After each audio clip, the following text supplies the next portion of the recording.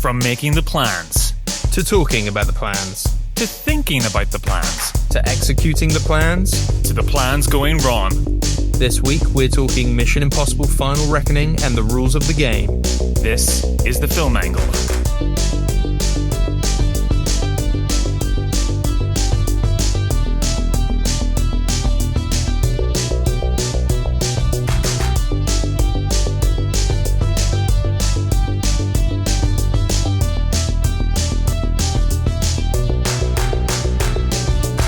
Welcome to the Film Angle, a podcast where we dive deep into the latest releases and unearth the classics to better our cinephilic curiosity. I'm Kris. And I'm Alex. Let's get into it. So, Alex, before we get into the show today, we've got some big movies to talk about. One in particular, I wanted to ask you, you had a little bit of a podcasting adventure, a bit of an education on how to, make the already amazing show even better. So, how was that? I did. I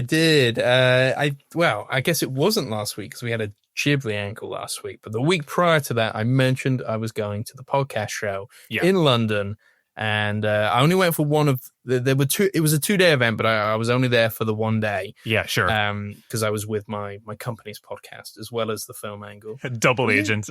Double agent in disguise as the Film Angle. It was a really, really great event. Very much tailored to your top dogs of the podcasting world. Yeah. Your globals and your heart radios and.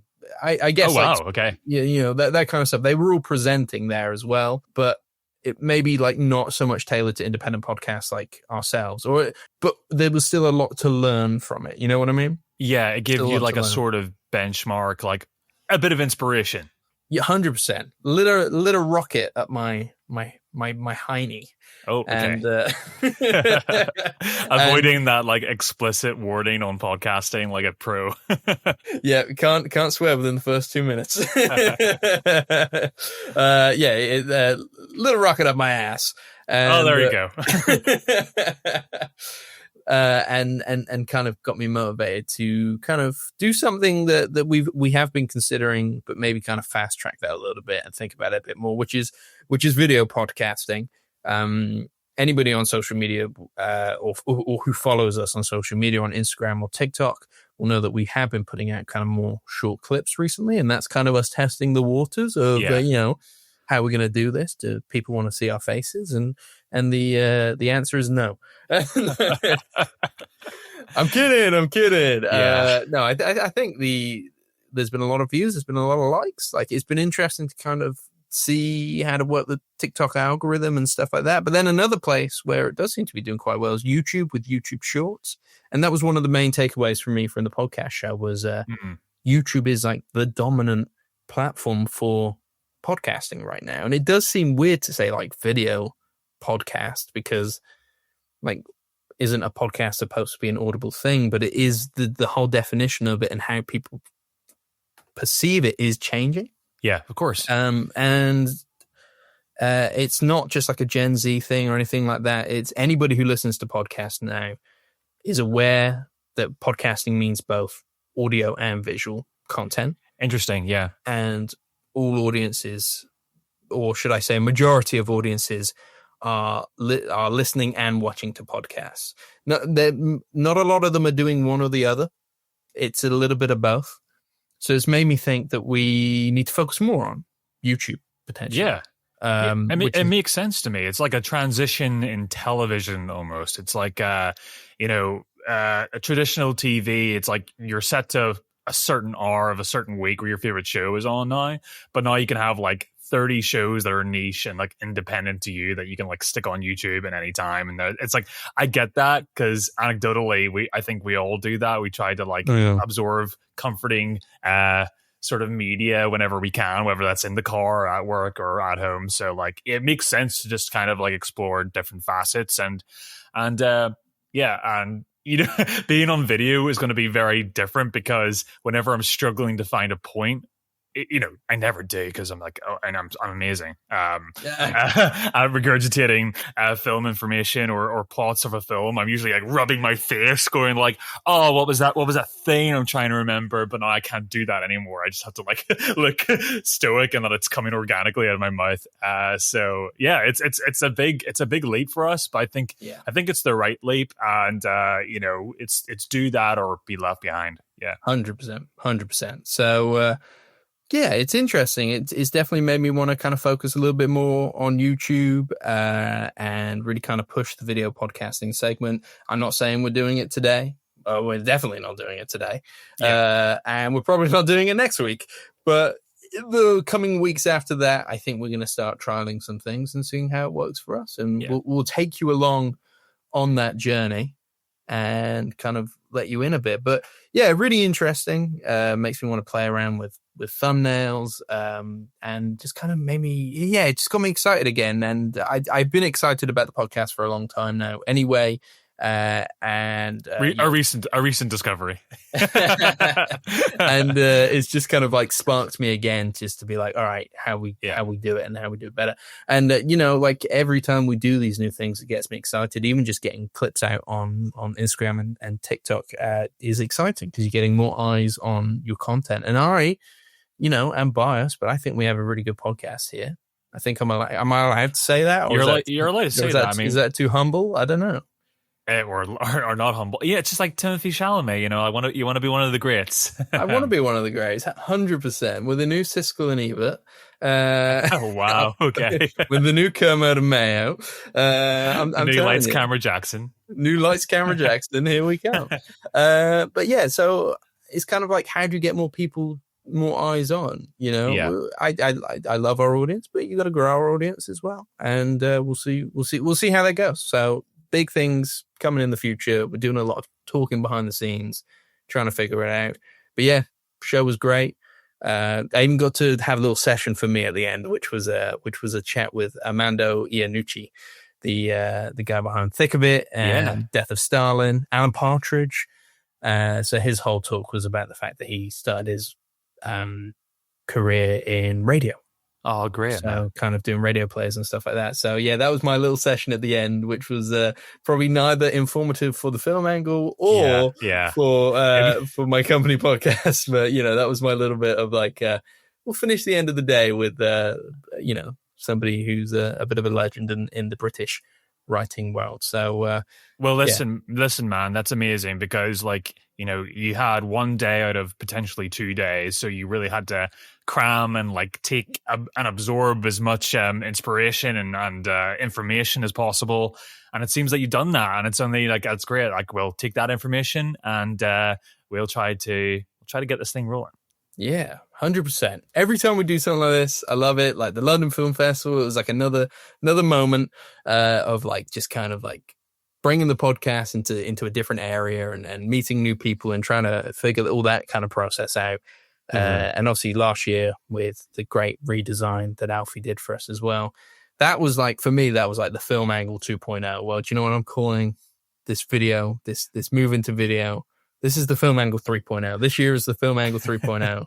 It's not happening just 3.0 yet. 3.0 resurgence. Yeah. Yeah. We're in film angle 2.8 right now. And then very soon we'll be in film angle 3.0. The big update is coming. I'm telling you. Can I tell you something else about my time in London? Oh, okay. Are you okay? Well, something happened. Yeah. I think somebody died in my hotel when I was there.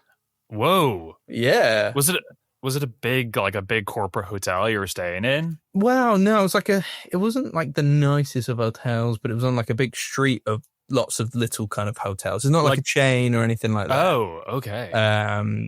I'll set the scene of, there's a lot of posters around talking about deposits and not ruining your room. So I was okay, very big on not ruining your room. Fair enough.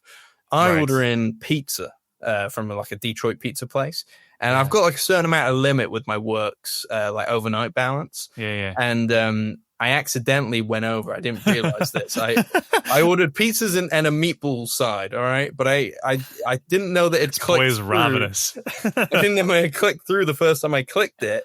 and I accidentally ordered 2 sides of meatballs. And it wasn't Oh, until yeah. later I realized, I was like, oh shit, I've gone over my allowance.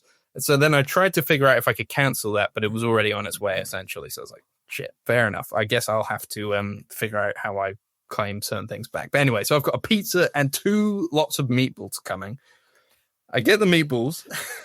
I have no cutlery. There's these 3, each one has 3 giant meatballs covered in marinara sauce and cheese and stuff like that. I take it out of the bag. I immediately drop marinara sauce onto the bed. Oh my God, no. Yeah. Okay, so now like it shouldn't be anywhere near there's not like a side table, like it shouldn't be anywhere near the bed. Well, I was okay. So here's anher tangent to the story. I'm really feeling to see how your meatballs killed a guy. Well, it all links, I promise. But Okay. Next tangent, the reason they're on the bed is I was trying to watch a film on the bed, and I don't know if you've listened to the new. Actually, it isn't new. I was trying to catch up on some of the Cineboys to Cinemen podcast episodes, and they had. I have been as well. Yeah. There you go. They had an episode where they're talking about hidden gems. Yeah. Yep. Okay. And then Ben's hidden gem was a film called Shattered Glass. Yes. With Hayden Christensen, and it just so happened to be on Amazon Prime, and I listened to him talk about it, and I was very interested to watch it, so I watched it. And so I was in bed with the pizza and the meatballs. That was my plan, was to then watch the film. And I did watch the film, but obviously at this point there's marinara sauce over one section of the bed.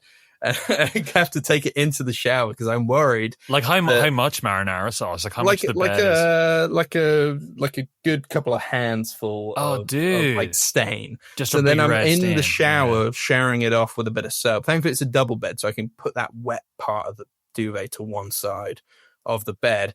But then I'm thinking, with all this kind of like deposit stuff, like obviously I want to hide this a little bit, like because it still looks kind of stainy. So I'm thinking, all right, I'll flip it over in the next morning, and that way they won't find it till late.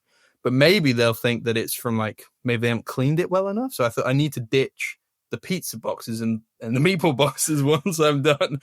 And plus my room stinks of marinara. Oh, it's just basil. Yeah. So I'm like, all right, I'll go for a walk in a minute and I'll find a bin and I'll take my bag of marinara sauce dripping boxes out with me. This point, I see there are 5 ambulances. All right, now 1 big ambulance and 4 like paramedic cars. Yeah, I don't know. That's no small thing. 2 police cars, and they're all rushing into my hotel. Dude, and you have a bloody bag of sauce. Well, this is the thing. So then I was like, well, I can't now go downstairs, and also I'm very intrigued what's going on.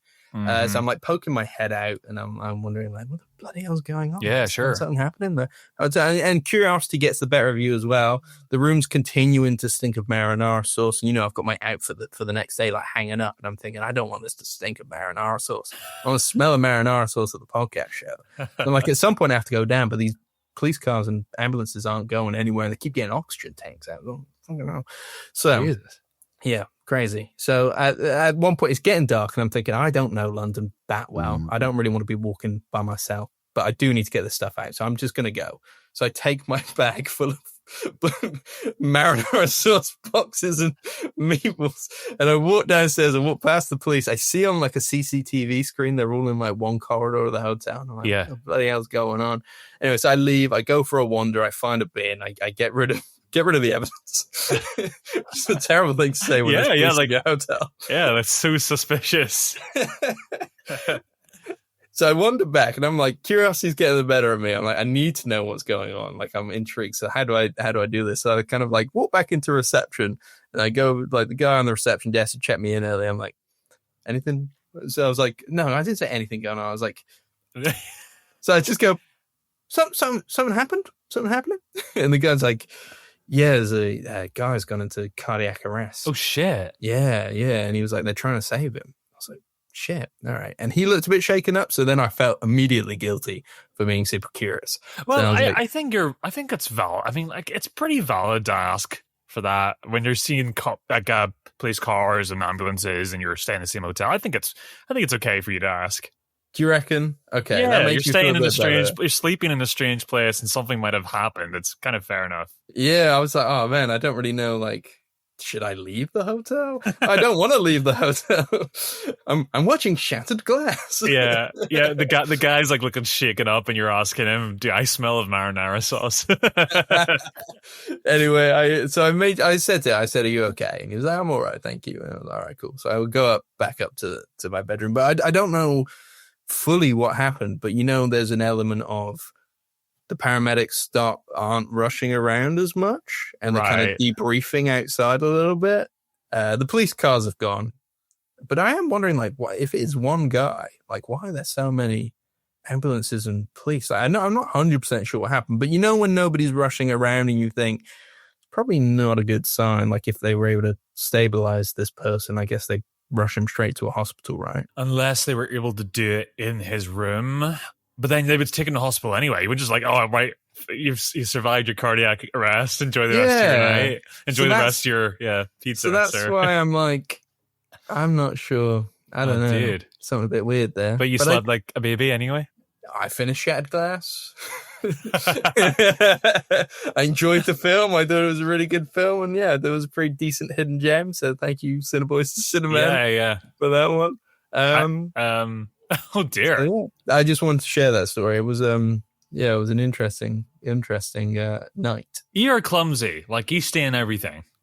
Yeah, I couldn't believe it. And when you put the box, like I dropped the sauce, I put the box down, but I put the box on the cover, and then the bottom of the box is greasy, so then there's like a slightly like yellow stain. Oh, for goodness sake. Those are so hard to get out as a curry stains are like that. Like no cutlery. I was like, God's sake, what is wrong with me? Anyway, and your boxers just eating meatballs. yeah, exactly. It was exactly that. You've imagined it correctly. Oh my God. Maybe this is why we're not the world's biggest podcast. Maybe. Because I went to the podcast show stinking of marinara sauce. Maybe I think you're overthinking it. I don't really I've never smelled a person and thought they stink like meatballs. Yeah, they were really good meatballs though. We said Detroit pizza. I was like, that sounds good. Yeah, Detroit pizza was great. Yeah. It's like one of those things. I was like researching the area. I was like, I want good food when I'm here. You know what I mean? Mm-hmm. But yeah, nice. Yeah. Anyway, nobody's here for my marinara story, so I apologize if everybody's skipping past this to get to our big reviews. Look, I love you made me hungry. I love meatballs. I love cardiac arrests. No. So yeah, that's great. That's so funny to me, just like picturing like the whole like clumsiness of that evening just juxtaposed to like your business as usual day, the day afterwards. Yeah. Who am I? What am I doing? Is this good? Am I? Yeah.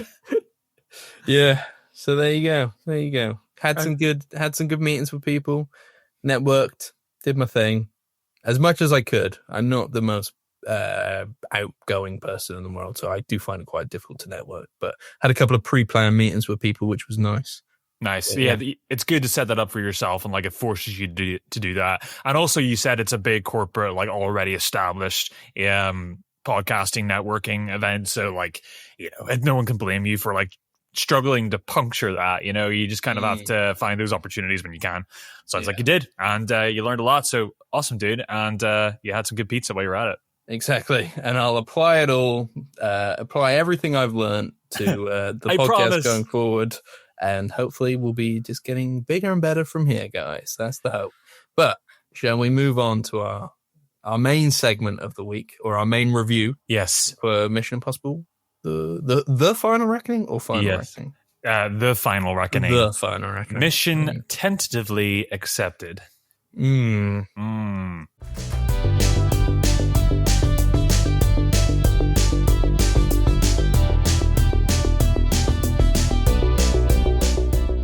Mission Impossible, The Final Reckoning is the 8th installment in the Mission Impossible franchise and is the second part, although we're not going with that kind of subtitle anymore, to what was Dead Reckoning Part 1 from 2 years ago. But I believe they've dropped the Part 1 from that as well. But when it came out, Mission Impossible, Dead Reckoning Part 1, and this was supposed to be Part 2. Yeah.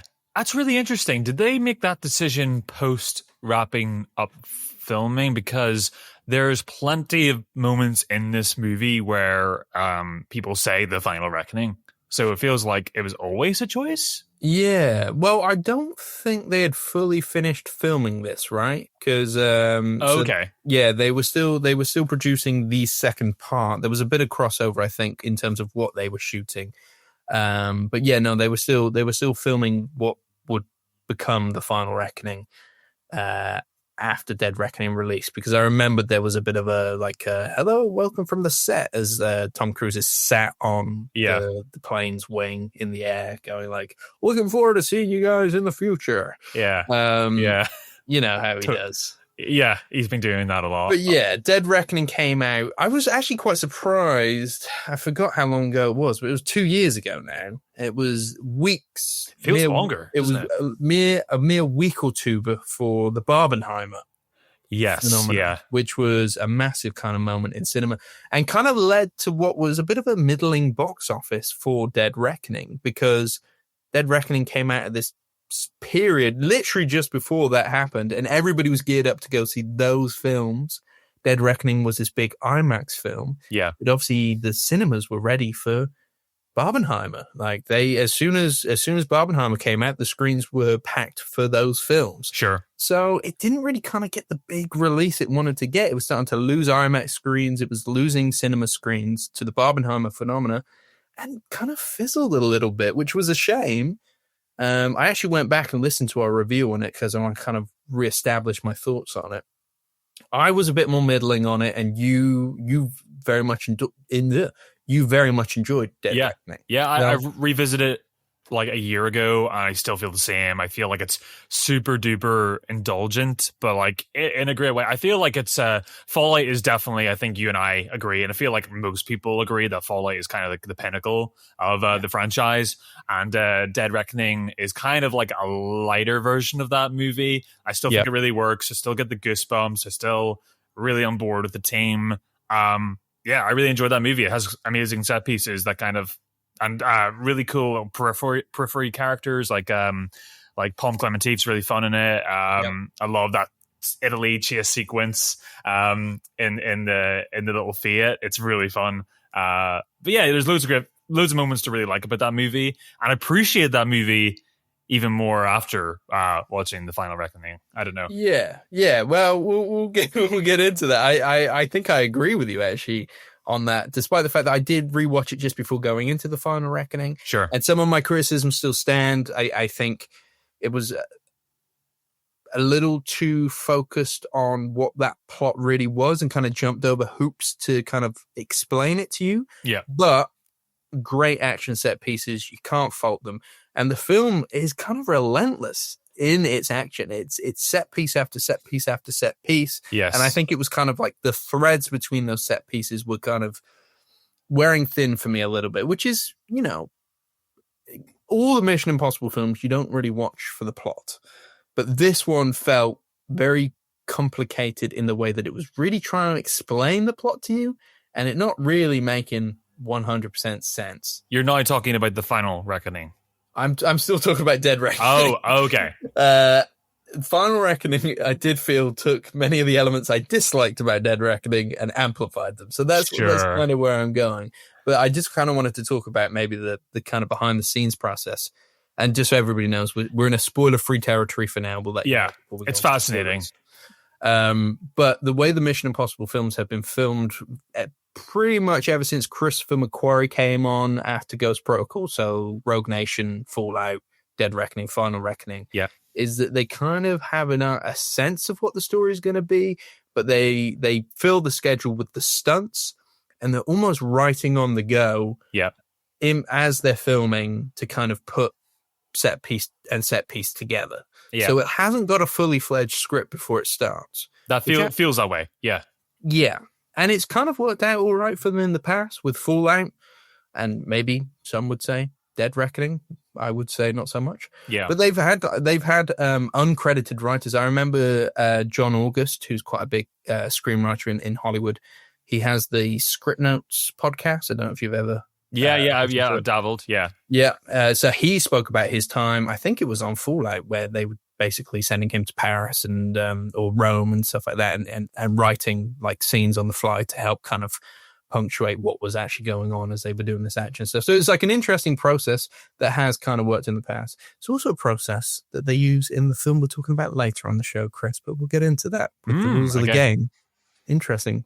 For a very talky film, I wasn't aware, but then we'll get into that. Just a little teaser there for why you should stay on for our sight and sound. But yeah, so with the final reckoning, though, do you feel like something happened? Because something happened in the middle of these two films. Because although they are connected, this one feels almost as if it lost the confidence from that.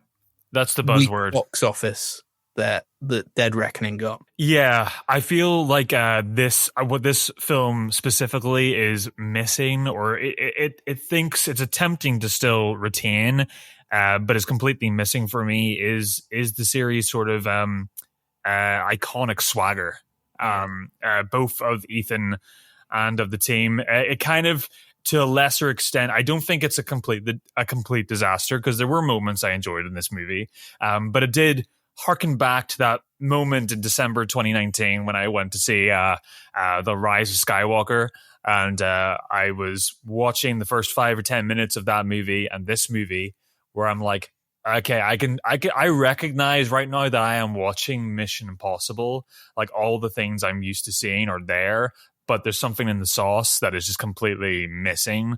Like, there's no, I'm eating this, tasting the sauce here, but there's no salt. You know, it's something, and it's completely erratic from the get go. The first hour is, people said the first hour was quite tricky to get on board with before I went into the movie. So I was trying to adjust my expectations, try to temper them, and just say, well, I like Mission Impossible. I mean, how much can they really fuck this up? It was like, previously on Mission Impossible is basically the first hour and a half of this movie, let alone the first hour. And it repeats itself. Yeah, tagline for this movie is every choice, every mission has all led to this.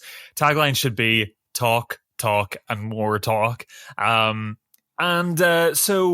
there's no momentum. It's all disjointed. It's if you have an obsession with Mission Impossible 1 from 1996 and you are hoping to God that they reference it again, well, this is the movie for you, because the movie's betting on, it's so bizarre. The movie kind of treats you a little bit like an idiot that you haven't seen Dead Reckoning Part 1 at all, but yet still thinks that you have this harboring obsession for the first movie. It's really bizarre. And it just makes it boring, because I remembered what happened in Dead Reckoning Part 1. I appreciate they're in the hard position because the box office was not overly strong for the first movie, like you said, but they're still, so they don't know whether to kind of like let you kind of go on for the ride and keep up, or whether to completely recap the movie. But they decided to completely recap the movie. So for somebody who remembers more the than plot, once, once. Yeah. And so for somebody who does remember what happened in the last, it just, I switched off. I'm just like, yeah, I know this. Yeah. I'm like, and when's the movie going to start? I mean, like you're wasting time. And the movie feels like that, man. It feels like when the title sequence finally comes in about 20 minutes in, the bum, bum, bum, bum, bum, bum. It feels like even the music feels like it's double speed, and the font is like, oh my God, this is like I'm getting epilepsy just watching this piece of sequence right now.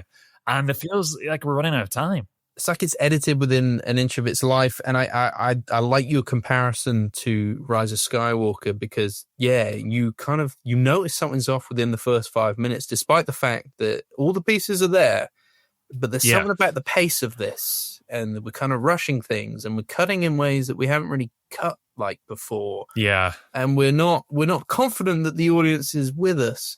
And you just kind of get this sense straight away of like, oh, something is not clicking here. And I was very surprised. Did you get a message from Tom Cruise at the start of the film? Yeah, and it made me laugh because when I was watching the movie, when I was watching the trailers when I first went into the screening, I internally said to myself, I bet he's got a message at the front of this movie. And then when it happened, I just like, I kind of did laugh. It's, yeah. What else would you expect? I feel like maybe it's all for you. I felt like I was a lover of Tom Cruise. It was very sweet. I mean, I get it. Like, I get that he has kind of rebranded himself as this champion of cinema. Yes, and Mr. I appreciate Cinema. the work he puts into these Mission Impossible films to, you know, do everything for real, essentially, and kind of really push the stunts and stuff like that. And they're always good. But I do feel like maybe some people have told him that maybe like Mission Impossible there are fanatics, like there's Star Wars fanatics and there's Marvel fanatics. I don't think anybody, like, I think people love this franchise, but I don't think there's that many fanatics about it. And that was like a message for somebody who was like, this is it. This is the end of Star Wars. And I hope you enjoy it. Or this is the end of Harry Potter. Goodbye. Yeah. Yeah. It is funny that the relationship that the audience kind of shares with Mission Impossible is quite a fractured one. And I guess it's gone through like lots of different variations of like rebirthing itself and sort of reigniting itself for the years. And I feel like, you know, there's an Ghost Protocol is like, I feel like it's the first movie. It could almost be perceived that way of this sort of like this sort of portion of the franchise. Yeah. And it kind of followed that sort of formula and kind of adapted it as it went along. But yeah, it is interesting because, you know, anytime a trailer comes out for a Mission Impossible movie now, you go to a comment section and you kind of get a feel of what the audience kind of feels about the movie. And it reminds me a lot of like how audiences perceive Wes Anderson films now, where it's like, oh, this guy again doing the same thing. Like it's more like Mission Impossible. And I feel like I always appreciated Mission Impossible for like never being apologetic about what it is. It is silly. It is over the top. It is unbelievable. But it's a real, like, it's a love letter. It's a hearkening back to silent cinema in a way. Like this movie is very overt about it. Like you think about Dead Reckoning Part 1 ends with a train sequence, very akin to, you know, The General with Buster Keaton, and then we end with a stunt plane sequence, which is, you know, something that is very traditional in cinema too. So I do love this sort of like this sort of ethereal mysticism around Tom Cruise and Ethan Hunt. But the mysticism was just kind of burst this time. I feel like we had these big sequences that do come in the final reckoning, but I was missing the athleticism of Tom Cruise here. There's a lot of him just like both sequences. He's just sort of like having to fumble around or being tossed around. And I was missing the run. Where's the Tom Cruise running? I was like, I got one sequence of him running past Big Ben and I'm like, that was it, man. I'm like, oh, right. But it's not all about that. It's all about the other elements. It's character, it's story. But the story is so jumbled. It's so unsure of itself. I saw a Letterboxd review that made me laugh quite a lot. Do you know like all these brain rot Italian characters that are all So I saw somebody wrote Mission Impossible AI manipulates global events to control the world. Our AI, tralalero tralala. So the self-seriousness that comes with the story and the plot line and a kind of a boomer-esque perception of AI kind of gets in the way as well of your enjoyment, because it feels like a perception of AI that kind of feels like an early 2000s like iRobot sort of situation where it's like, we have to be careful because this is what is going to happen. Yeah. You're living in the entity's reality. You hear that a lot. Yeah. And it's like, I think they really messed up not having a tangible villain for the entity. And Gabriel? But there's the thing, in Dead Reckoning, it was Gabriel. But in the second film, he's kind of been disavowed by the entity, so he's not really the stand-in for the entity anymore. He's just another person who wants to control it. So it's kind of like the entity isn't really he is a villain, but it's not. And I say it's a villain, but it's never really a presence other than like it's always listening, and it knows every move, and there's so many scenes of two characters just talking about, like, well, the entity thinks that we won't work together and we should work together because that's not what the entity would think, so we should do this, and the whole film, we kind of made fun of it in our intro, is just plans, and it's cut like a montage, you know, and exposition and plans. We're gonna do this, then we're gonna do this, then we're gonna do this, then we're gonna do this, and then somebody else would be like, "Is that your plan?" And then it'd be like, "Well, the plan is also this if this happens."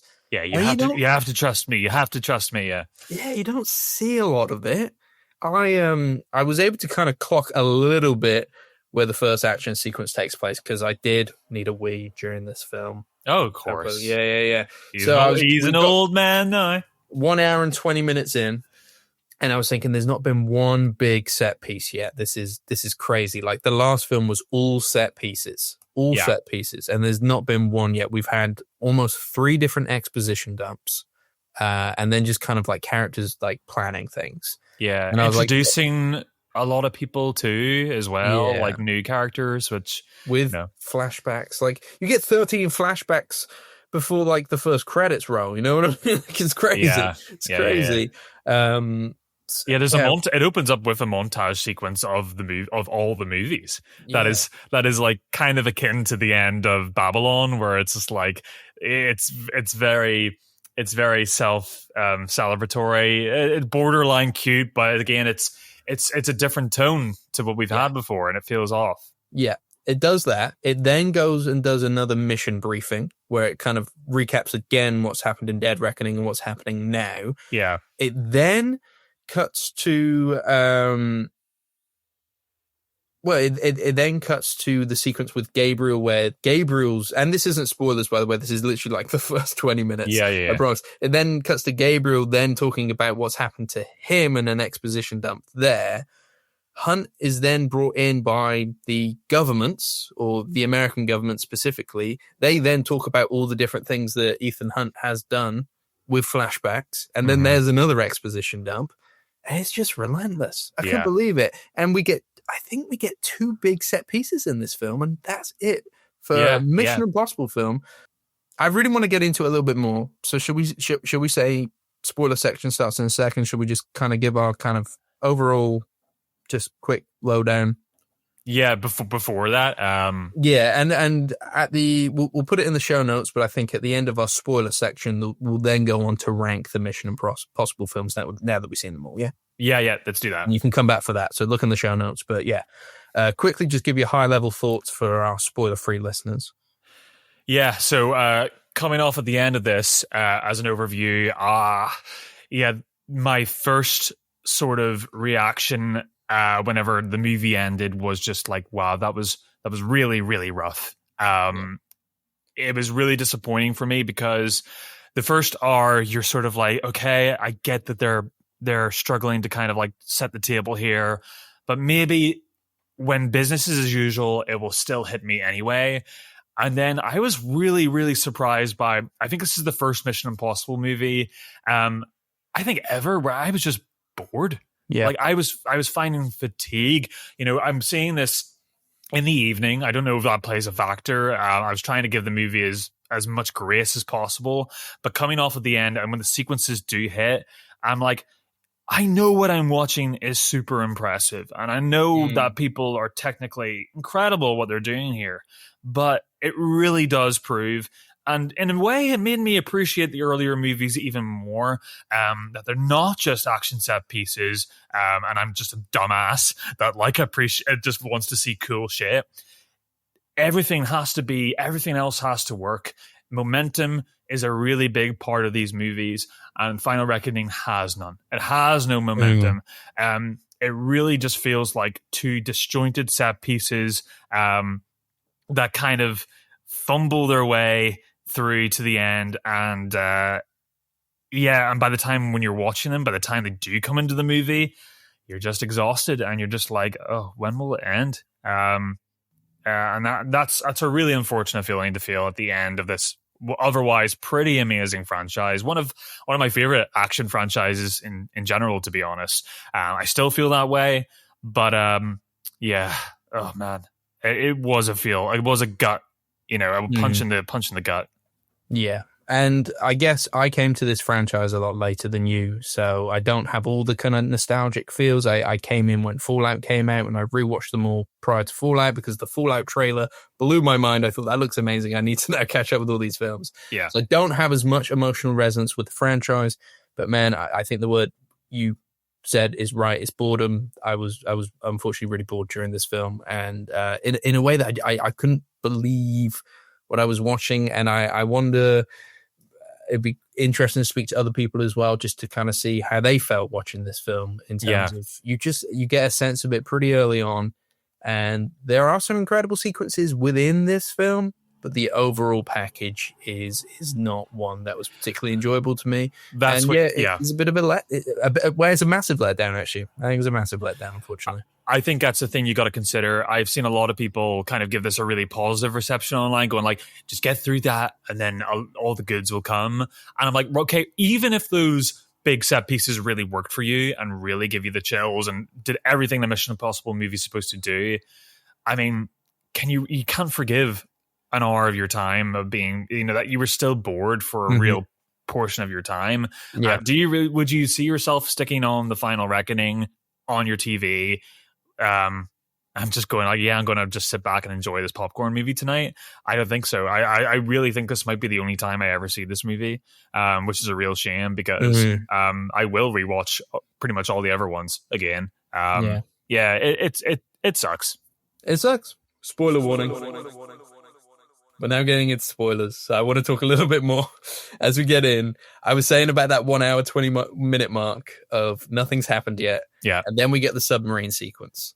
Yeah. And I will say, and there has been like pockets of action throughout this. I will, I'm not saying there's been no action. A lot of little fisticuffs. Yeah. Yeah. But you don't get those kind of set pieces that the Mission Impossible is known for.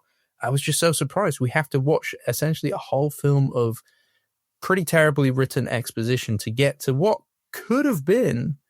And it, out of context, that submarine sequence, I think, is kind of like one of the best sequences from a Mission Impossible film. Like, you could probably argue if it wasn't in this film, it'd be like a top 5 set piece. It is my favorite part of the film. Yeah. Yeah. Easy. Yeah. Easy. Easily. And I'm surprised they didn't advertise that bit more. They advertised the planes more than anything, but I guess there's more of a tangible quality to Tom Cruise actually doing it, where they didn't send him down to the bottom of the, Russian Sea or wherever they were. Yeah. It's marketing. They definitely use some sets because it looks fantastic. They're definitely doing a lot of underwater work, and it's very James Cameron. Yeah. It's really well done, incredibly tense. The only part in the film that isn't cutting between several action scenes all at once, it allows this one just to breathe.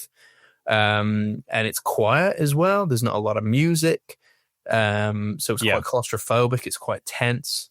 It's the sounds of the submarine like creaking and howling and and the submarine starts to kind of topple over the rock and stuff from kind of being moved around with Tom Cruise messing around in there. It's great. That's a great sequence. But the rest of the film is pretty rubbish, and it's a shame. It is. I did find that sequence pretty. It was weird. It was kind of like a relaxing scene in a way for me. I quite liked it was very minimal in terms of like you said, audibly. Like I do like a way just use natural sound in that moment, just to kind of really, because submarines are kind of scary. I don't know, like, fair play to anybody who spends a career in them, but I don't think I would ever go in a submarine. It's not the life for me. But it was a very indulgent scene as well. Like the way he escapes that submarine is like, I think you do suspend your disbelief in a Mission Impossible movie. But then I was like, okay, I really have to suspend my disbelief that he is like semi-naked, about 300 meters down in the ocean and in the Arctic, and he manages to survive this is pretty amazing. But he's Ethan Hunt. He's Ethan Hunt, so he's indestructible in that way. I want to talk about like some additional characters that kind of come in to the movie. There is I don't want to really get into too much plot because it will have the same effect that it had on us, I think, boredom, if we try to regurgitate it. And just kind of, like, I must say, I kind of came out of the cinema a little angry last night. Like, I was just, like, chatting away with it with my partner, Em, and just, just getting angry about the plot. She was super excited, too, wasn't she, to see the movie? I think she likes the franchise. Yeah, she likes the franchise. I'm super excited is probably hyperbole. Okay. Yeah, she was excited. You wanted to see this thing come to an end. Yeah, I like these movies. Yeah. So there's like a sequence where, like, when Ethan is going down into the submarine, there's something else that has to happen in order for all that stuff that he's doing to work. The team on their B plot or at some sort of secret shack in the Arctic, and they come across like Simon Pegg's character is like obsessed with like a scientist who used to be really renowned in his field, and he lives in that shack now, and he lives with his indigenous wife, and the Russians have kind of got there at the same time, and it's this sort of like this sort of conflict that's going on in the background where whatever Ethan is doing.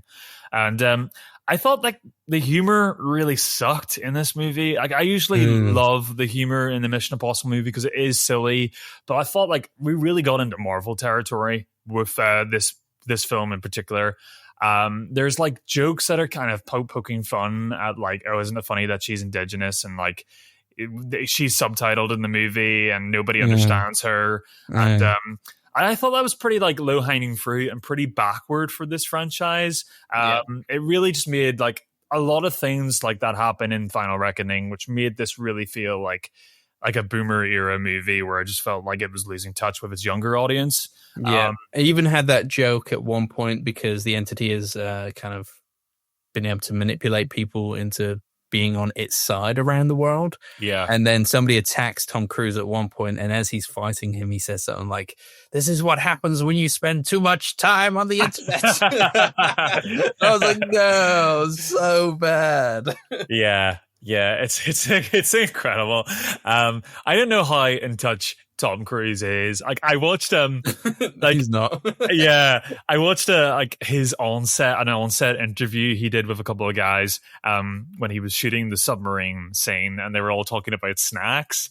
And did you see that? Yeah, and they were talking what's his favorite snack, and he says popcorn, and then they're all mentioning these other like we like chips, and we like crisps and chips or whatever, and then he's like, he looks glazed when he's like, "Oh yeah, I enjoy those too." It's like I never believe that Tom Cruise has ever had a potato chip in his life.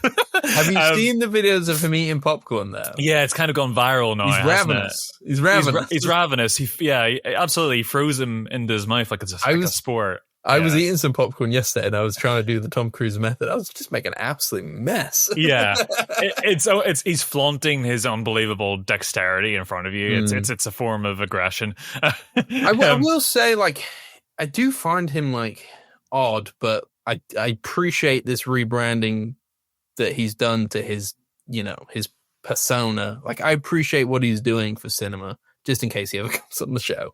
But yeah, I can't move away from the fact that he is a little odd. But that being said, he is a great actor. Dead Reckoning and Final Reckoning, I don't think he's very good in these films. I've ruined him coming on the show now. He's never coming on the show. I think this is what was wrong with my performance. I think this is his weakest performance as Ethan Hunt across these two films.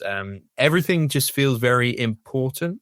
And we've obviously set up within these newer Mission Impossible films that like he will always save his team. His team mean more to him than anything. And obviously like saving the world is the main thing, but his one big rule is nobody dies. You know what I mean? He will not sacrifice his team. Within the course of these two films, two members of his team die, and in both sequences, obviously Ilsa in the last film, which kind of just feels nonsensical now. And then Luthen at the very start of this film. Yeah. No time to grieve. It doesn't seem to emotionally affect him that much. And it's just so odd that we have this rule, yet I don't know. Just the whole thing of everything else is just important. Like, it's the one emotion that Ethan Hunt does in this film is just like, everything is so important all the time. Yeah. Yeah, the team in general kind of get reduced to like a C plot Guardians of the Galaxy team, and I know that's kind of like it's easy to evoke because Paul Clementif is in the team, but I was really disappointed like how she kind of like is treated that way too, where she is just like her joke is that she kills people, and now she's good now, but she still is like she's still a complete weapon. And speaks French. It speaks French, yeah. A lot of language barriers are so funny, yeah. It's a real thing. I like there's a glimmer of the Tom Cruise performances that I really love in these movies, and there's an early sequence with him and Haley Atwell where they both get locked up by Gabriel, and there's a close up on Ethan's face where he has to like juggle a triangle dynamic, where he has to do that thing where he kind of like he's kind of secretly nodding and winking to somebody. Which is quite funny, and I think he does that stuff really well. But you're right, the self-seriousness of it is just kind of completely getting in the movie's way. And then we have, if you didn't like the stuff in Dead Reckoning Part 1 with governmental bodies kind of tossing and arguing with each other in rooms, you're not gonna like this. I actually quite like the stuff of Angela Bassett and everybody kind of like arguing in the DEF CON room. It was a little bit more like at least it was a little bit more animated than every other position in the movie. But it was like it felt really weird because you're just like, oh my god, these people are just sort of out of touch with the rest of the movie. Like it doesn't feel like they're in the same movie as everybody else. Well, it does this weird thing of like it wants to be critical of the American government and just governments in general of wanting complete power, but then it can't steer away from having Angela Bassett do I guess the right thing at the end. I was completely lost during the plot lines where they started talking about having to sacrifice one of their own cities as like a goodwill gesture with a nuclear. But I was like, what is going? I do not care about this. We all know Ethan Hunt's going to save the day. It's like the only stake is whether he makes it out alive, isn't it? Yeah. I just, I did not understand. I think they put a lot of like self-importance on those scenes, and it was more talking. I was so done with them talking. So whenever they cut to those scenes, you're just like, and it was a little bit dumped, like and alternate ways this might go. So if this doesn't happen, we have to do this, and if that doesn't happen, we have to do this. It was like, come on, just let's go back to Ethan Hunt saving the day because we all know it's going to happen. But America, regardless of its mistakes, will always do the right thing when it comes to it. They will lead by example. It kind of comes across that way. Yeah, we have like a Shea Wiggum, like there's a side plot with him. Like it's fine. He can just be a guy that like hunts Ethan. You don't have to tie him all back to the first movie as well. Yeah. I know that was very odd.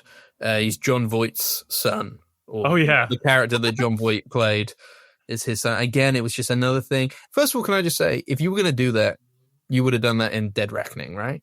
It doesn't make sense to reveal that in Final Reckoning. This is why I think something went on in between these films and people got like cold feet or something and was just like, we need to really figure out how to. They hyper reassessed what they did in that movie to like an obsessive degree, it feels. Yeah. Because then all of a sudden, the entity is also linked back to something that happened in Mission Impossible 3. And, apparently Ethan Hunt stole the entity in Mission Impossible 3, and that's what the rabbit's foot was. And he's like, what? You are bending over backwards here to make this all connect. Yeah. We never came to these films because they were Marvel films. Like, you never set up this pretense of like this is all so hyper connected all the time. This was, leave it alone. Yeah. I mean, like the part 1, part 2 thing is a mistake. I do feel that there's possibly an opportunity this movie could have been a lot better and they would have had a lot of more time to have fun with the movie if they shot these back to back and trusted the audience to kind of bridge the gap themselves. Minor recap, just organically throughout the film, and that might have saved it. But yeah, I mean, it's not. I think there's a real misunderstanding of why people come to see Mr. Tom Cruise's Mission Impossible franchise. And man, it's so disappointing. It's such a bummer to talk about a movie that really didn't work for you. I know, especially when you wanted, like, it's not like we wanted this film to be bad. No, And it's not like we didn't care if this film was bad. Like, I think that's the annoying thing is like we do care. Can I talk a few more different gripes as well? I appreciate we're not really saying a lot about what we liked. Maybe we can try and close that off at the end. Yeah. Gabriel's character is obviously set up in Dead Reckoning as somebody from Ethan Hunt's past, this kind of big emotional thing which led him to become who he is today as with the IMF. But we never really get anything more on that. He's just a face from his past. There's no development within his character. We don't get to see more of that flashback like we thought we might have done. We see the same flashback from the last movie. Same flashback over and over again. I felt like the ending of this film was almost like a copy and paste of the Fallout ending, where you have the rest of the team disabling a nuclear bomb whilst Tom Cruise is in the sky taking down the main villain. Obviously, it's not the main villain this time. It's just Gabriel, but it's just Gabriel. in Fallout, it was Henry Cavill and they were in helicopters. This time, it's Gabriel and they're in planes. Yeah, a much better sequence, I think. Obviously, in Fallout. A much better sequence in Fallout. I think. Like I enjoyed the plane stuff. I thought it was fun. We've seen a lot of it already in the marketing. They like to do that a lot. Where if there's like one sequence they really put a lot of real stunt work into, they kind of show you maybe a little too much. It's like they even like released a behind the scenes bit not that long ago of him like skydiving and filming it. So like I knew at some point he was going to fall off that plane. Yeah. And then both villains kind of end with a head injury. I there was a part of me that thought, I wonder if they won't do the backup parachute thing, and he has to put this thing into the whatever the MacGuffin was called. And it ends, he does it at the last minute just before he dies as he slams the ground. I thought, we've killed off Luthen. Do a new time to die sort of thing, yeah. Yeah, we've killed off Luthen. We've killed off, it looked like we might be killing off Benji. And then you kill off Tom Cruise. And then would that be kind of like, that's the end of this era of the IMF? Like that, you can't do anything with that team because they have all died, but they've made the ultimate sacrifice to save the world from the big, big, big bad. So I thought maybe there was an element of them doing that, but they don't really commit to that either. Gabriel is like Tomb Raider cutscene villain of the week, isn't he? Yeah, that's quite funny with him. It's like right, okay, we tried to make him really serious and brooding and Dead Reckoning. That didn't quite work. Should we just make him silly? Make him a little bit of a fool. Which didn't really quite work too. Man. Another. So I keep going. What's your next point? Yeah. So my final point was, so when we get Tom Cruise to go into that device where he gets to speak to the entity for 5 minutes. Yes. It almost felt like there was a disconnect to what we saw Tom Cruise going through to how he reacts when he comes out of it. Yeah. Because he's mainly just shown images and given, us and him another exposition dump. He comes out of it going, is this real? Is this real? I wonder if there was a moment in time where that was supposed to be like he was being fed memories or visions. Yeah, I think he was felt like a virtual reality. Like he felt like he was in different places and he couldn't tell what was real. And maybe it would have done something where it kind of like travels through the old Mission Impossible films. I'm not saying that would have been a good thing, but I wondered if that was that. I thought they were going to do something like that. Yeah. So he comes out, he goes, is this real? Is this real? It's like, mate, you've just been shown flashing images. That's it. Like, don't worry about it. Yeah. That single image of the entity, like the orb image of like talking to Ethan or the audience, is really dull. Like, did that a couple of times and just like, oh my God, I feel like I'm watching like a really bad cut scene from 2001. It feels like that, 100%. And then he says something to Haley Atwell about staying off the ice. He's like, stay off the ice, stay off the ice.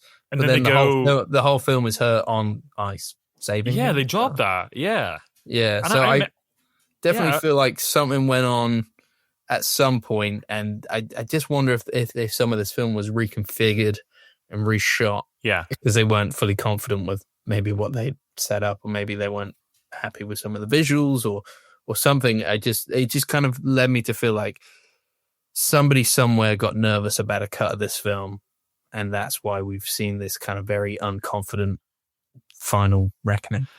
Or maybe this was the plan all along, and it just didn't work. You know, I maybe that is the thing. Maybe maybe they still think it did work. You know, who knows? Like, Tom Cruise has that in-person swagger. Like, he's playing the part now that we're celebrating how great this franchise is, and I'm so proud of this one as well. So we'll never really know how internally they feel about it. The narrative from the outset is that we're proud of this thing. But, you know, again, we were not a hard audience to sell this on.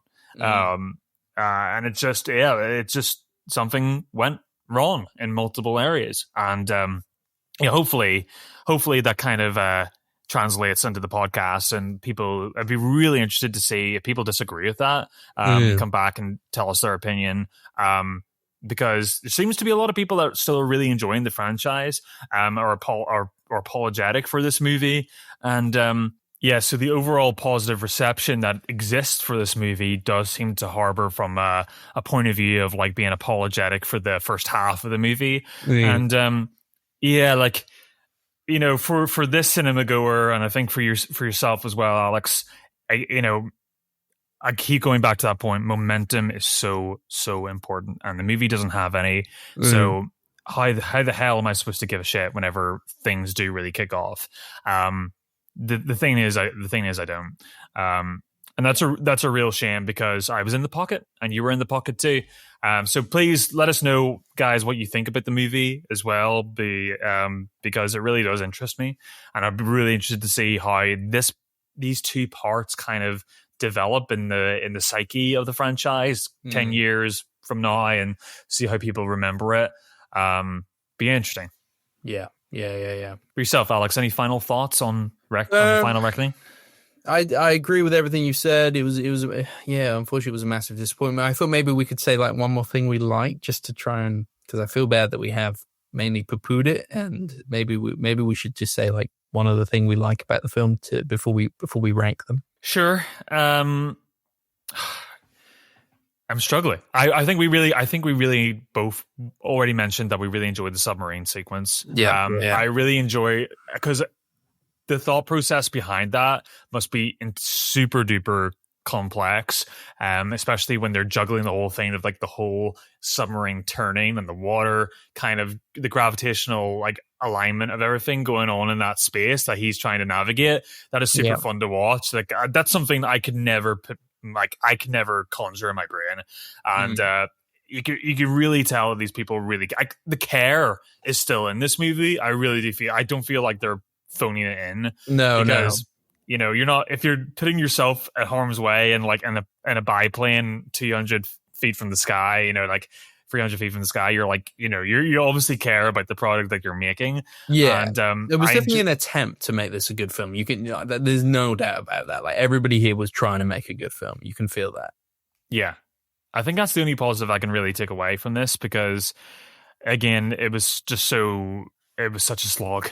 I don't know, anything that you can kind of bring to the table, Alex, that you really liked about the movie, because, you know, obviously those other feelings are just kind of overwhelming at the minute. The other sequence I liked in the film was Benji's been shot and he's injured, and he has to direct Grace to hack the mainframe, for the entity to enter and then been captured, essentially, whilst at the same time directing Pom Clementi's character in French to almost kind of like operate on him to extend his life and puncture his lungs and all this kind of stuff that's going on. And I really like that, the kind of like the three things happening all at the same time. And I quite liked that as a sequence. Mission Impossible does those things pretty well a lot of the time.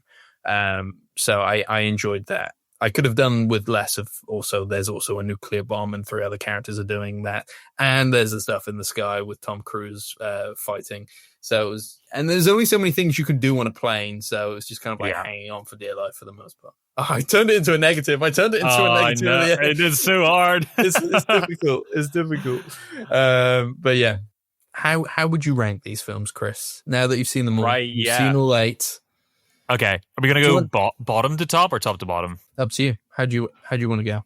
Okay, I'm gonna go. Let's go for best to worst. I would definitely say. I think we're pretty gonna be in the same ballpark here, where Fallout is number one. Yeah. Fallout's number one for me. I'm not going to give reasons why because we'll be here all day. Oh yeah, so, yeah. Buying it out. Fallout number one. Yeah. Then I am going to say Ghost Protocol. I really just enjoy the gadgety Brad Bird aspect of that movie. Yeah. Then I'm probably going to say Rogue Nation. That's kind of, I feel like that's underrated. Then go back to Mission Impossible 3, J.J. Abrams one. Dead Reckoning Part 1, Mission Impossible 1, Mission Impossible 2. Oh no, sorry. I'm gonna say Mission Impossible 2, then The Final Reckoning. Well, yeah, funny you say that. I'm gonna go Mission Impossible Fallout number 1, same as you. And then I'm going Mission Impossible 3. I love that film. I know you love that movie. We've mentioned it in the past. I think it's fantastic. Hoffman's great in that movie Hoffman's too. great. It's Tom Cruise really getting challenged as to how good he is at things and like overcoming adversity constantly throughout the film. Love that film. Yeah. Then for me, it's Ghost Protocol. Like you said, the gadgety stuff is great. Then the original Mission Impossible. Then Dead Reckoning. Then Rogue Nation, and I only have it soloed down because it's the one I always forget about. It's it's not a bad film. Yeah. I'm looking on my letterbox. I've still rated it 3.5 stars, but I just forget it. I forget it a lot. It doesn't linger in my brain. Then Mission Impossible 2, and then Mission Impossible Final Reckoning. Yeah. Mission Impossible 2 would always come down on the bottom of people's lists, but it does have a unique. They tried something charm about that movie. Yeah. And it's a teething stage of the franchise. You can forget. That's more forgivable for me. a little bit more. Yeah, you don't. I guess the responsibility to make it something good isn't there, and therefore, I say the responsibility. I guess the weight. There's a weight to Final Reckoning of we've been in this for 8 films. Kind of similar to Star Wars, and it's and you buckled it at the last one. Yeah, expectations are a real burden. Late franchise. Yeah. For audiences and for the studios and the filmmakers behind them, and they seem to buckle under that way. Almost makes you wonder if maybe we should go back to a time where these things just got cancelled, and you just had to deal with the fact that the last one you saw was the last one you saw. Yeah. Too many endings. Yeah, it's a couple. Maybe it was better that way. There's a couple of franchises where I'm pretending that reality exists now. Yeah, it seems to be the way. Yeah. Funny. Okay. Well, that was Mission Impossible Final Reckoning. I don't think it's a hard recommend from Chris or myself. It's a lot of time to dedicate to the cinema. It is. I guess if you're a fan, if you're a big fan of the franchise, you want to see how it ends, and maybe you'll find something good in it. But for us, not so much. If you're a pretty lukewarm on the Mission Impossible franchise, maybe just give it a miss. Yeah. I think that's fair.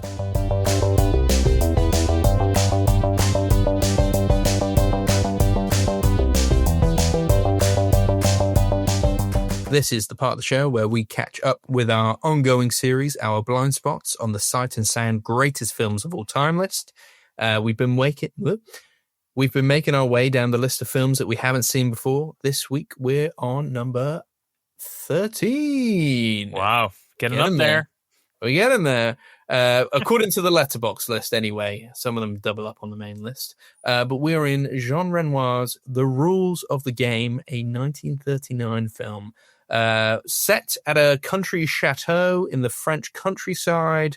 It's a weekend away with kind of the bourgeois, the French society. Yes. And it's the different relationships between kind of the French bourgeois, but also their kind of servants who are caught up in the mix as well. And it's a bit of a farce and it's a bit of a comedy. And it's a lot of fun, I thought it was a lot of fun anyway. Yeah, it's a lot of fun that appears that it's only going to be fun. And then it becomes a little bit more than that. It kind of it's one of those films that you leave and it blossoms into more and more and more facets the more you think about it. And I think that's because that Jean Renoir has put a lot into this movie. It's very multi-layered in a way that's not overt. It's very just seeped into the background. I think this movie is really fascinating because at the beginning you're sort of you're wrestling with its legacy of being this sort of like big French kind of the last big French pre-war masterpiece. Yeah. And there's a lot of contextual stuff going on in the background. You know, it's the Second World War is on the horizon. So it's kind of like a last glimpse of a society that's kind of that's frivolous and is about to disband. And that's quite fascinating and kind of sorrowful when you're watching this movie. That is kind of a positive experience. It is about sympathetic but terrible people. Perhaps apart from one or two characters, it opens up when our character Andre has just traveled across the Atlantic Ocean on an airplane and is being greeted by a ravenous reception when he gets back, and all the press are interviewing him. He has his opportunity to become a big national hero. And they ask him, you know, what was his big inspiration for crossing the Atlantic? What was the point of this? And he said it was to impress a woman, who ends up not actually being there to give him the reception. So he fumbles the whole interview. And this is the whole thing of like the rules of the game is like he feels to kind of play the part, and then kind of goes down this sort of downward spiral where he is obsessed with Christine, who is this high society woman who doesn't mind getting cheated on and doesn't mind cheating as well. And that can be said for a lot of characters here. Yes.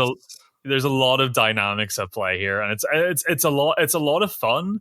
But it's not just that. It becomes like a lot about like insecurities, and later on, boredom. Like it kind of reminded me of when we watched the Burt Lancaster movie, the Leopard, where it was about society trying to high society trying to entertain itself with love, and there's so much free time that all we were really obsessing about is love, and everybody just wants to be vulnerable and kind of find somebody to kind of play on their most basic desires.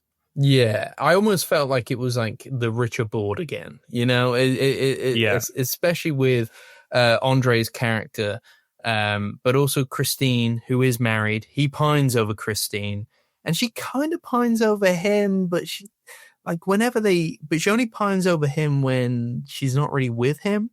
And when they ever talk, she's a bit like, oh, he's a bit much for me. I'm not really sure. But actually, she kind of likes Jean Renoir's character. He plays a character in this Octave, or Octave. I'm not sure how you pronounce it.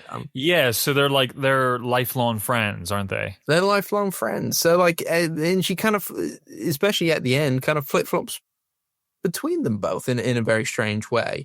But yeah, so I almost see the title of The Rules of the Game almost sort of is kind of ironic, because I don't think anybody here is playing by the rules of high society. Nobody's playing by the rules of the game here.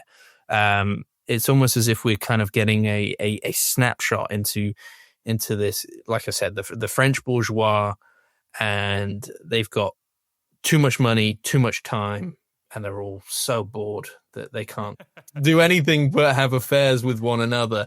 And how this even kind of, you know, in their orbit, the servants, the working class around them, how they're sucked into this environment and almost kind of like partake within the same kind of deviance and infidelity and game playing that goes on, without kind of being aware that they've almost been infected by it all. I thought that was really interesting. And then the character that you come to hate the most, Schumacher, the groundskeeper, he is almost the only one playing by the rules of the game. He does his job. You know, he's a bit of a job's worth, but he's doing his job.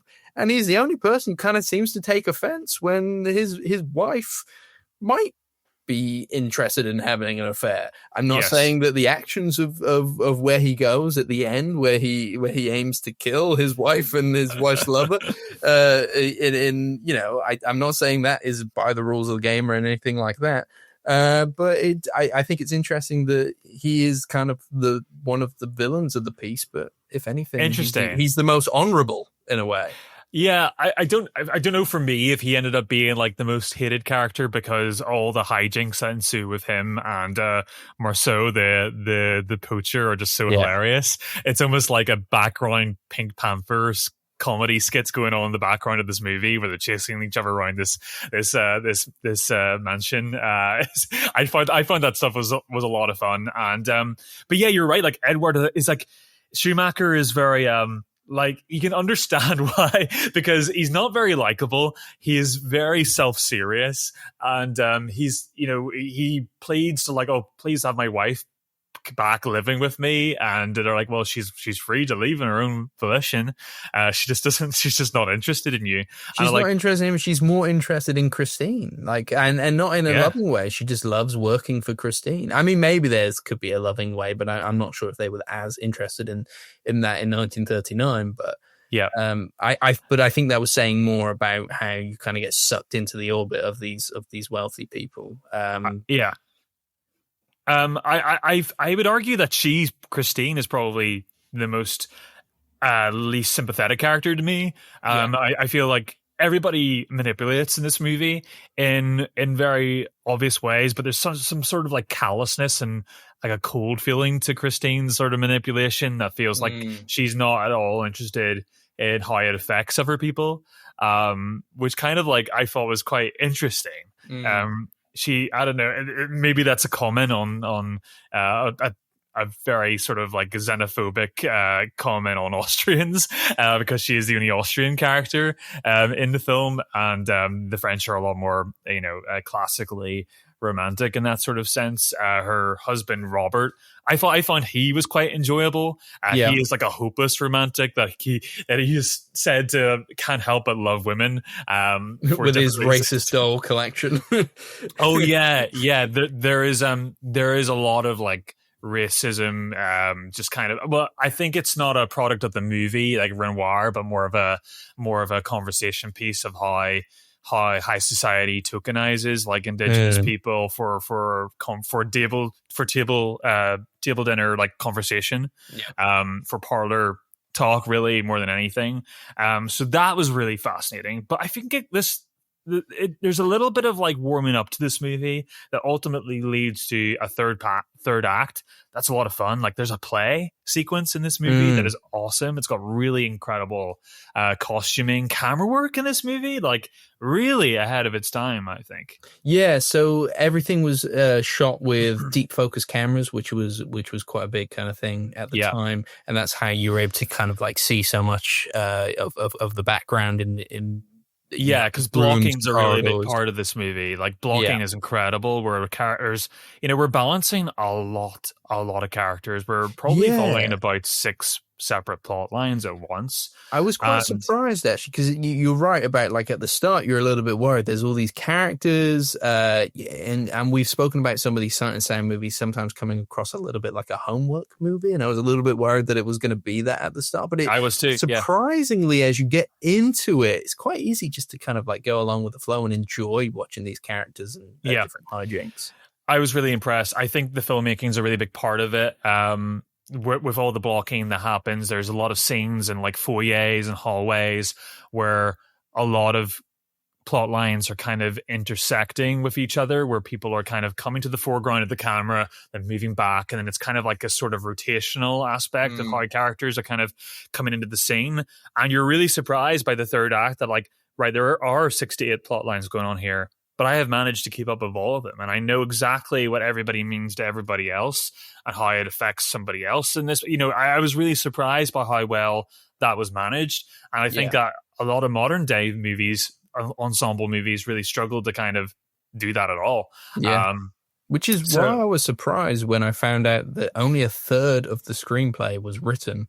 And they kind of just filmed it with a sense of like, this is where we kind of want the plot to go. Just have fun with it. So a lot of this was kind of improvised on the day. That's crazy to me because it feels so well written. Exactly. There's a lot of poetry to our bleeding hearts in the sort of final 20 minutes of the movie as well. It feels really precise. The movie feels very focused. It feels like it was a very detailed written, so plot heavy in terms of like this character has to do this and this character has to do that, and how we kind of move you know, through the story and how we get to the end point. But there's also some like really great lines and some funny lines. And also, it's very interesting film. I really did enjoy it. And I thought I enjoyed it as like this kind of, what I thought at the time was a kind of like marvel of a screenplay, but clearly there's more to it than that. Even just the way I thought we would be following Andre for the most part. I thought he would be the hero of the film, and by the end of it, I kind of didn't like him. I maybe I gave into the propaganda being spewed by Christine and others. But they kind of poo-poo him a lot throughout the film. Well, not to spoil, like a nearly 90-year-old movie, but so whenever the big thing happens at the end, where it's Andre that's shot, right? Yes. Sorry, yes. I don't know why I blanked then, but yes, it is Andre that's shot. Andre is mistaken and accidentally killed by Schumacher, the gamekeeper, and it's interesting because then they all kind of gather around outside the house after they've discovered the event. And the final moment of the movie kind of really was interesting to me when Robert, the big aristocrat who is hosting the party, married to Christine, he says, "Right, everybody, let's get in for the night. Everybody go to bed, and we will mourn Andre in the morning." And then one of the older gentlemen that's at the party kind of comments to say that like, it doesn't really kind of matter. It's a shame it happened to Andre, but he didn't really play the game. And it starts at the beginning of the movie where he sort of like can really become this sort of hero, implement himself into society. Basically, you can do whatever you want. You can kill people, you can adulter, but as long as you play the game in a certain way and mechanize the really weird hypocrisy of aristocracy, you can get away with most anything. And he was a bit too transparent, and everybody else was just a little bit too devious for him, and that kind of became his really demise. Yeah, it was a good way of putting it. Have you seen any other genre noir films? I have not actually, and I know like a Grand Illusion and like Boudou are like really like big movies and everything. So have you? I have seen Grand Illusion. It was actually one of the films that I saw as part of my film school studies, and I thought it was okay when I watched it, but I rewatched it within the last few years when they released it on Mubi again. And I guess just being in a different headspace, I was like, oh, actually, this is fantastic. And I'm really surprised that that's not the film on the list. I think Le Grand Illusion is just like a fantastic film. It kind of plays with some of the things that we see in the rules of the game, but it's very much about those kind of... Yeah. It is a bit of a farce in the sense of it's about the aristocracy of like generals and officers in war. And they're captured and how they treat each other because they're kind of like highly regarded and stuff like that. And is also a bit of a prison breakout film and all that kind of stuff. Yeah, wow. So that I would say very much go and watch that. Is like an incredible film and probably deserves a place on the list. Maybe more so than Rules of the Game, but I did really love Rules of the Game.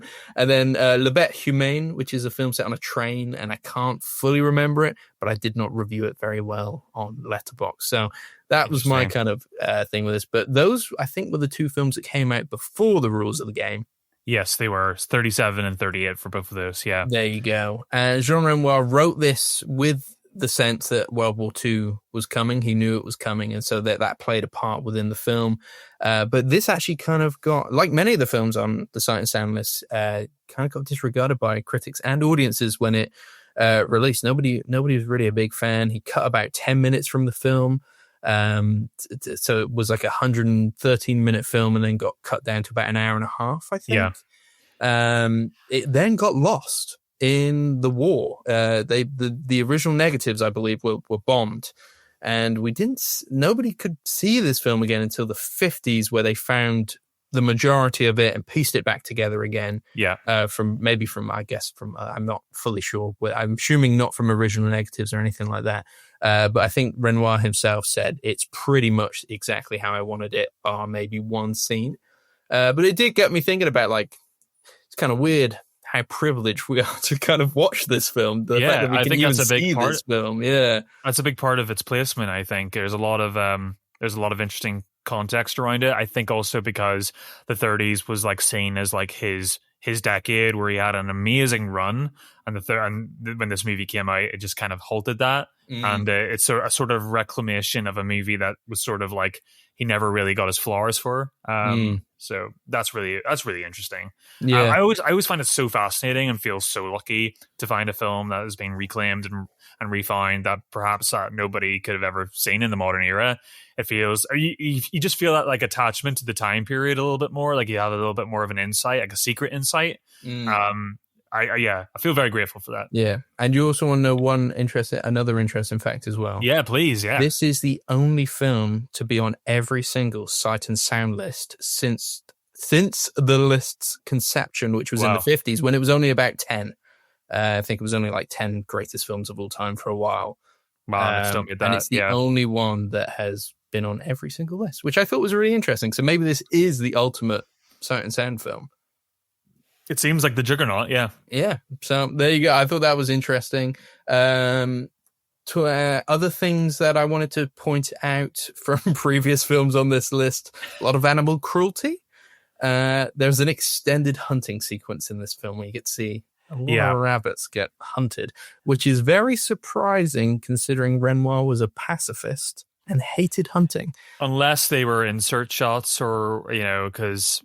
it seems like it was sort of done, but it's interesting as well that happens because the movie, I think, makes a comment by how over the top the killing of the animals is. Yeah, they're just shooting anything, aren't they? Yeah, it's done for comedy. Like they're literally we're having these shotguns or rifles that are like they're not even reloading them. Like they're just infinitely shooting bullets. Even the women are joining in and kind of like joining in on the hunt. And it seems like a frivolous affair to be. Yeah. And definitely could probably be reevaluated after the war in terms of kind of like the rich's disdain for death and just like it's almost like a massacre in a field. It's preemptive to what's to come in World War II in this kind of weirdly sad way. Yeah, I think that's the thing. This movie is an interesting first watch because there's a lot to take in, but like a lot of other Sight and Sound movies, there's 3 or 4 times you could see this movie and probably uncover a lot more subtextual sort of stuff that's going on. I don't know if it's necessarily always on purpose, but it just kind of lends itself to it. I think just because of the time period it's in and maybe because they didn't know what was coming, in its full sort of like they had a sense. Yeah, this film is definitely written with a sense of what's coming. But yeah, no, I honestly had a blast with this film. Yeah, really enjoyed it. Really enjoyed it. Yeah, I think so too. Like, I don't think it would make a personal list for me. There is just like this does feel like a movie ultimately that I appreciate more than like fully like enjoy. Which is fine. But I really did, especially that third act of the movie, was a lot of fun when everything kind of amps up, and I do love a good farce when it happens. But there is a disconnect in time too, because I didn't grow up in 1939, and the humor is saucy for its time period, but cute in today's time period, I think, as well. Yeah, very true, very true. Yeah, I think it probably is deserving of being on the list. Maybe this high up is quite surprising compared to some of the things we've seen, and maybe even compared to Le Grand Illusion, which I think is probably a better film. Yeah. But yeah, no, I really did enjoy it. Can't fault it. And obviously feel there's an element of, a film that could have been lost to time here. There's an element of like privilege of like just being able to turn on the BFI player and stream it. You're like, this is great. That's worth saying. It is on the BFI subscription. If you guys have got that, you can watch that easily on there. Yeah. But yeah, so there we go. Next film on the list is the final one before our top 10, which is Sunrise, A Song of Two Humans. And really excited for this one. Yeah, another silent film from 1927. So that will be probably not on the next episode, but the episode after that. And then we're in the top 10, Chris, which is where, whether we've seen them or not, we're going to review every single film in the top 10. Those are one we covered recently. Yes, that was it. We did 2001: A Space Odyssey prior, so we'll just probably not do that one because it was so recent. Yeah. We've seen it quite recently. But apart from that, we're doing them all. We can link back to 2001. Yeah. But yeah, no. Really look forward to in the closing act of our series there. So, but yeah, if you're interested, go check out the rules of the game. Like you said, BFI player, ready to go. Cool.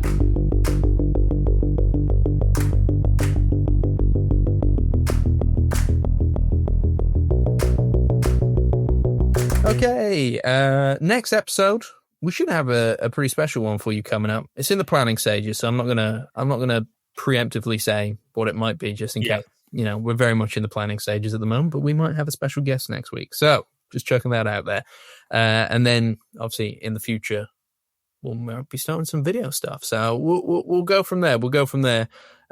Anything you want to say at the end of this episode, Chris? I think I've really enjoyed it. I'm happy we had a really good film on the Sight and Sound list to chat about, to kind of juxtapose our slight disappointment. Yeah, we don't like negativity. We don't like negativity because you leave the podcast feeling negative. You know, it's not a good feeling. We like to feel hyped. And we didn't want to disappoint Tom Cruise, but Mr. Cruise. We're so sorry. We're so sorry. Yeah, like we've got to be honest with ourselves with these sort of things, and I really feel like you have to like go with your gut reaction when you come away from a movie, and the gut reaction wasn't an overly positive one. So, you know, that's where we were, and we kind of dissected that, and I feel like we kind of justified why we felt that way. Mm-hmm. It's great to talk about rules of the game. Again, a very different sort of movie. There is always that sort of fear of homework when you go into the Sight and Sound, but glad to say it wasn't the case again here. I've got some great movies to talk about coming up, and yeah, really excited for the future of the podcast, Alex. And one final thing, I love you. I love you too. That's fine. Well, I thought in the spirit of the rules of the game, if we're going to cheat on anybody, I'd rather cheat on you. Yeah, no, I can see that. Let's have an affair. I'm up for it. Let's go and have the affair. Let's go and have an affair together.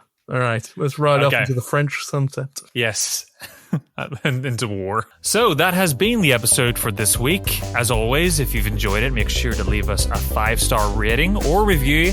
We really do appreciate it.